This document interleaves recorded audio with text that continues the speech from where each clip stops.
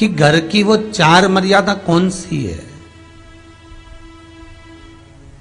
जिस मर्यादा में नारी रहे तो उस घर में संपदा नहीं घटती, उस घर की संपदा को समाप्त नहीं किया जा सकता है। 4 मर्यादा माता लक्ष्मी, मां सरस्वती के सामने माता पार्वती जी से पूछ रही है। वो मर्यादा है कौन सी जिस मर्यादा के बल पर एक जो घर बसता है, घर जो बसाया जाता है, उस घर में सुख, सौभाग्य, संपदा, सत्ता, वैभव, प्रतिष्ठा, यश, कीर्ति, आरोग्यता, ये सब वहां रहे।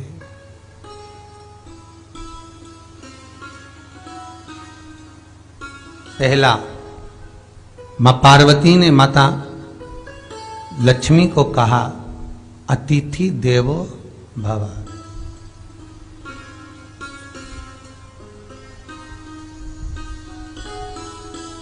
हमारे दरवाजे पर जब कोई अतिथि आए, हमारे दरवाजे पर कोई मेहमान आए, तो हम उसका आदर करें।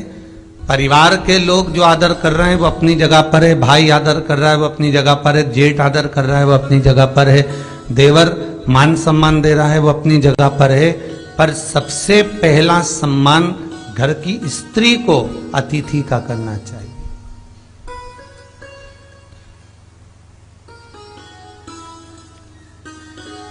सास के मेहमान आ गए, पहचान वाले, बहुवन मालूम पड़े अपने कमरे में बैठी हुई है।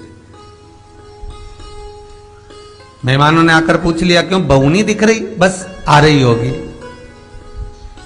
सास गई, रसोई घर में से पानी लाकर पिला दिया।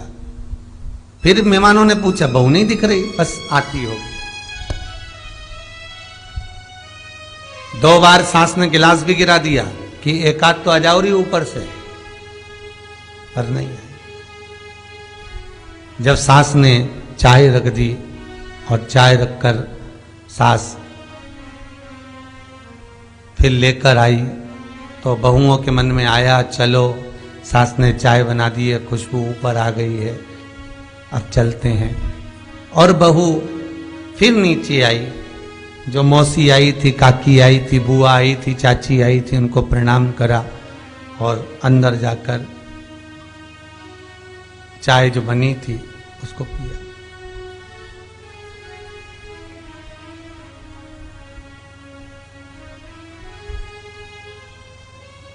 एक गरुड़ पुराण में लिखा है, 94 तरह के नरक में एक नरक है जो दरवाजे पर आए हुए अतिथि का सम्मान नहीं करता,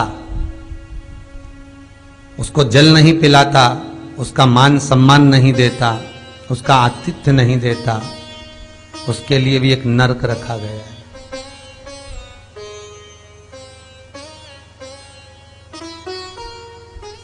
हजारों नरकों में एक नरक वो भी है जिसका हमने आतिथ्य ना करा हो। मेरा बहुओं से निवेदन है, सास के रिश्तेदार आए तो आप उनका भी आदर करिए, और आपके रिश्तेदार आए तो आप उनका भी आदर करिए।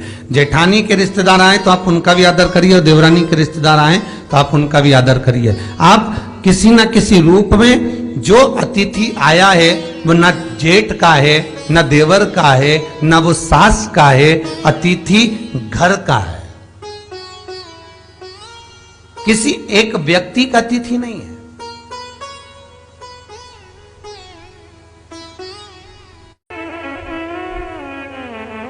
बड़ी बहू सोचे कि मैं घर की बड़ी, बड़े परिवार की, मेरे पास में बहुत धन दौलत, मैं काहे को गिनूं किसी मेहमान को।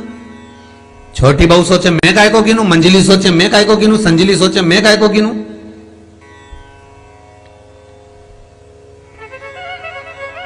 तुम्हारे माँ बाप आए, सास अगर तुम्हारे पिता से, तुम्हारी माता से बात ना करे, देवरानी बात ना करे, जेठानी बात ना करे, तो तुम्हें कैसा लगेगा कि तुम्हारे माँ बाप आए और किसी ने सम्मान नहीं करा, उसी तरह सास के रिश्तेदार आए, तुम सम्मान नहीं करोगी तो उसको कैसा लगेगा?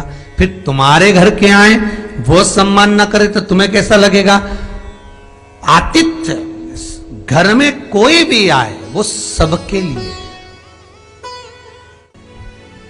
दूसरा क्रम बताया, घर के दरवाजे पर जो तुलसी का पौधा होता है, जीवन में सबसे पहले अगर दुख आता है, तकलीफ आती है, कष्ट आता है, बीमारी आती है, रोग आता है, कोई बड़ा घटना घटने वाली होती है, कोई बड़ा कष्ट आने वाला होता है, तो लक्ष्मी जी से माता पार्वती कह रही है, घर में जो तुलसी का पौधा होता है सबसे पहले घात उसी पर होती है। तुलसी का पौधा सूख जाता है, समाप्त हो जाता है, उसके डालियां मुरझा जाती हैं, नीचे लटक जाती है, मंजरी झुक जाती है, या तुलसी के कुंडे में जो मिट्टी है उसमें फफूंद पड़ जाती है।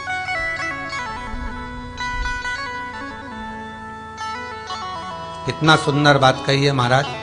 तुलसी के क्यारे में, पद्म पुराण, तुलसी के क्यारे में जो हम जल डालते हैं, वो जल हमने जब डाला और वो जल अगर नीचे गिर रहा है, उसका भी दोष वर्णन है महाराज,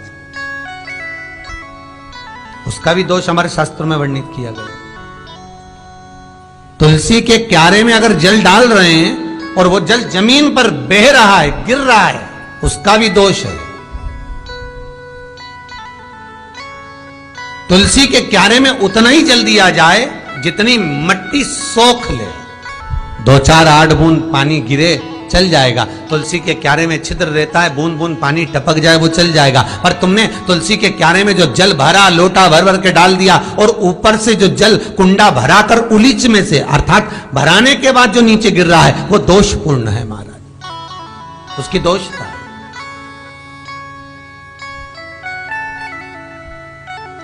वो दोष देने वाला। तो लक्ष्मी से माता पार्वती जी कह रही हैं कि दूसरा क्रम है घर में वैभव, लक्ष्मी, संपदा, प्रतिष्ठा, यश, आरोग्य को पाने के लिए तुलसी के क्यारे की आराधना, तुलसी के कुंड को नमन करना कर सकते। तीसरा क्रम कहा, घर में चाहे नल लगा हो, चाहे आरओ का प्लांट लगाओ, पानी का घर में छोटा छोटा आरओ प्लांट लगा लेता है, फिर भी घर के अंदर रसोई घर में एक छोटा सा मटका, मटका नहीं तो हंडा, हंडा नहीं तो बाल्टी, बाल्टी नहीं तो कलसा, पानी का भरा हुआ जो नारी रखती है, दूसरे दिन उस पानी को बाहर ढोल कर फिर वापस धोकर भर लेती है। मटका रोज धुलता है, हंडा रोज धुलता है, प्रतिदिन का। जितना जल उस पात्र में रहता है, भरता है, ऐसे ही घर में संपदा बढ़ती। 3 क्रम बता। चौथा, नारी के मस्तक पर जो चीर होता है, ये पूर्वज, इसी चीर से कथा प्रारंभ हुई थी और वहीं पर पहुंच गई। लक्ष्मी पार्वती के संवाद पर चल रही है महाराज। मस्तक पर जो चीर होता है, मस्तक पर जो वस्त्र होता है, वो वस्त्र पूर्वजों का, पितरों का, कुल देवी देवताओं का आशीर्वाद।